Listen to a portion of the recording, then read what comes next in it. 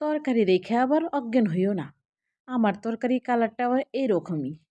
যাগ্গা মাছটা এদিকে ভাজা দিলাম আর এদিক দিয়ে বেগুন ধোয়া শুরু করব। বেগুনের যে দাম, আল্লাহ!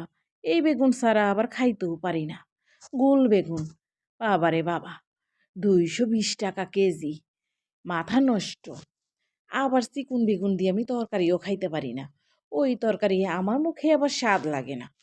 গোল বেগুন রান্না করবো, একটু মাখা মাখা হবে, একটু ঝালটা বেশি দিব, খাইলে কি শান্তি আর শান্তি।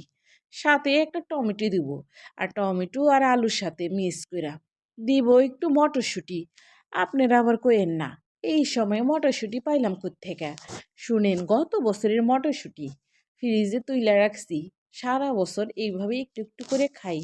যখন যে তরকারির সাথে খাইতে মন চায় তখনই দিয়ে নেই। আজকে খুবই মন চাইলো আমার বেগুনের তরকারির সাথে মটরশুঁটি দেব। ইলিশ মাছের সাথে খাইতে কিন্তু সেই স্বাদ লাগে। আমার কাছে আবার একটু ঝাল হইলে তরকারিটা সেই স্বাদ লাগে।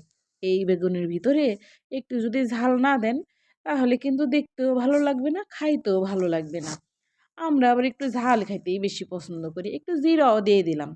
এই জিরা দিলে আমার কাছে আবার বেগুনের তরকারি সেই স্বাদ লাগে। একটু মাখা মাখা, কি যে শান্তি লাগে খাইতে। যারা খাইতে ভালোবাসেন খাইয়া নিয়েন এইভাবে রান্না করে।